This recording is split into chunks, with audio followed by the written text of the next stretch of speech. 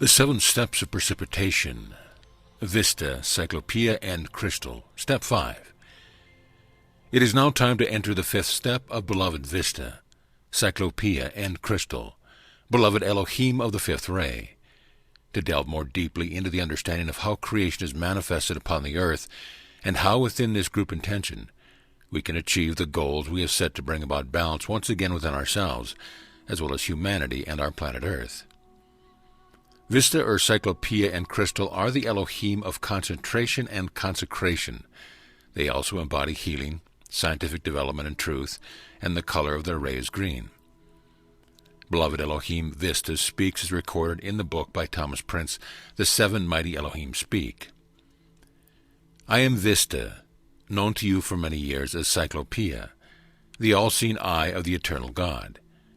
Today I stand in the atmosphere of Earth, and impersonally looking upon the lovely silent watcher. I thought back upon that day when the first call came from the godparents of our system, Helios and Vesta, when we willed to be part of her creation.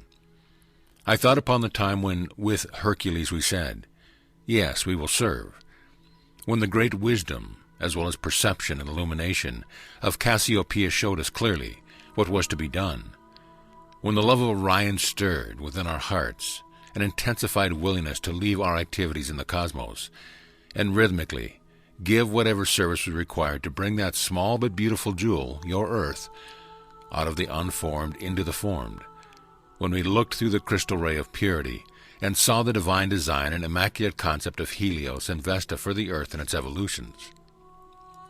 We found that divine plan to be good and beautiful, and that would make the Earth a literal jewel in the planetary system. Its gift of light, perfume, and music would add to the beauty of the galaxy, part of the great necklace of the cosmic sun of the system. We knew then that it would be our great joy to create this jewel and bring her to her greatest perfection, adorning the solar system.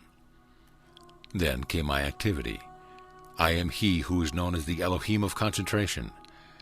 Of course, after my service comes that of my illustrious brothers, the mighty Arcturus, of the 7th ray, representing rhythm of invocation and transmutation by violet fire, and the Elohim of peace of the 6th ray, whose service is to seal the finished creation in the protection and perfection of cosmic Christ peace. What can be accomplished on earth, even in mundane activities of your daily living, without concentration, from the smallest task of learning a recipe for your kitchen fare, to the greatest dexterity of technique which produces lovely music, to the greatest development of science, to the magnificent perfection of the educator, preacher, and statesman? If there is not concentration, there is only mediocrity. Only the bare surface is scratched. Those who determine to rise above the masses take one facet of living and masterfully develop it, deciding within themselves to excel at least along one line of expression. So they dedicate themselves to the end, consecrating their lives, attention and endeavors, their time and substance to achieve this one definite purpose. According to the concentration of those energies is their development, is their mastery, is their efficacy. How often is it said of someone in the world of form that he is jack of all trades but master of none? Looking as I do, both in my capacity as Elohim, the all-seeing eye of God, and my activities with the karmic board, I see so much it is just at the point of being precipitated into actual manifestation. Then, suddenly, the concentration is dissipated. The attention is drawn away from that which has been deliberately designed and actually begun to be lowered into physical form. Thus, the once desired manifestation is abandoned before it can actually appear. After we had looked into the beauty and perfection of the divine design for this planet, through the current and ray of the Elohim of purity, what could come next but concentration? The drawing of energy and then concentrating around those convex rays, which have been established as the form of the earth. We had to concentrate light substance to make the planet solid enough to be able to hold sea, land, and general physical form. If we had proceeded through those first 4 steps, the will to do, the perception as to what should be done, the joy of serving in love, humble enough to do it God's way in purity, and then had refused to concentrate upon the task until the planet finally began to revolve upon its axis, until Virgo and the beings of nature had perfected it, until Amaryllis had experimented with 900 springs, what would have happened? there would have been no earth. Yet, even you, who are today the maximum development of concentration, you have only touched the fringe of following things through to manifestation. It is law, actual scientific law, that what you began can be accomplished when it is in agreement with God's plan to bring perfection forth, whether it be healing, precipitation, financial freedom, eternal youth, the restoration of a limb. But the stick-to-itiveness is required to produce these. The greatest obstacle to successful precipitation. Now, what are the obstacles which are encountered in the unascended state that delay your endeavors at instantaneous precipitation? They are mostly discouragement and doubt, when that upon which you work and which comes from seeming invisible does not appear, according to the outer mind's reckoning of a time limit. Sometimes the project is abandoned just as it is ready to come through the veil into the physical appearance world. I have seen men and women on the verge of great financial mastery stop working on their projects just within an hour of receiving their financial freedom. I have seen individuals working in retreats draw currents for healings over quite a period of time.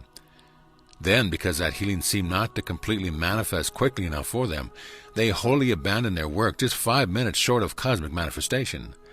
Often such a manifestation, if it had been sustained in faith and constancy, would have revealed much truth to the consciousness of the race as a whole, and would have been a great help to them. The invisible realm is almost filled with uncompleted prayers with beautiful forms which have never been brought into outer manifestation. How many of you, I know, for I see with the all-seeing eye, how many of you just during these addresses have decided upon some pattern to manifest, have begun to build it, and have already abandoned your project?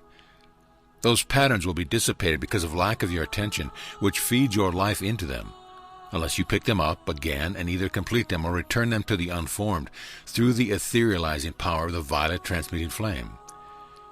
If you do not reclaim them, your pattern may be picked up and completed by some magnetic life stream in the outer world, and that other individual then will be the beneficiary of all your work. Beloved, sometimes people speak of strokes of luck, usually great flashes of financial relief and release, which they suddenly release. Sometimes this comes about because another individual has worked for years upon some project, building a momentum of constructively qualified energy thereby, only to suddenly cut the strings and break the line of concentration and attention upon his work.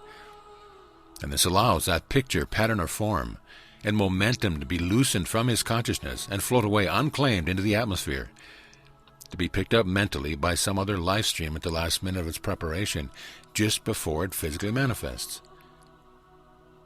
Concentrate, follow through. I implore you, you who decide upon some pattern and plan of manifestation, follow it through. Follow it through, follow it through. Concentrate upon your design for precipitation until you have thought it into fulfillment. Rhythmically work upon your project, but not for long hours at a time, so that you become so tense and filled with anxiety that you neutralize your endeavors. You have been told that when we created the planets of the system, we came in rhythm, and it was the power of my ray of concentration which drew and coalesced the actual form of this earth. After all, what are mankind's bodies but forms of concentrated energy? This energy, as you know, is drawn forth from the heart of your presence. Once you have determined to bring forth some constructive manifestation, follow through in the name of God. Follow through in the name of God. Follow through in the name of God and stop sitting by the wayside, resting when you are on the verge of victory.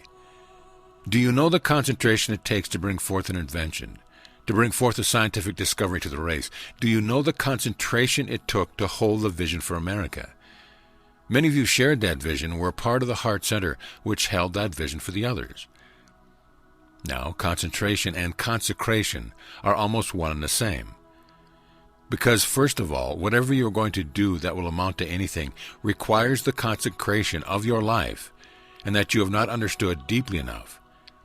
It is the consecration of all of your energies to the manifestation of something which will give you mastery over this world of form.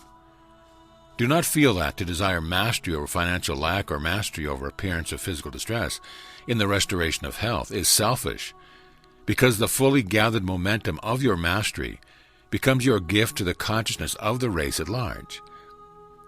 So long ago that I can scarcely remember the time, I learned the power of concentration, which later made it possible for me to give to you your planet Earth.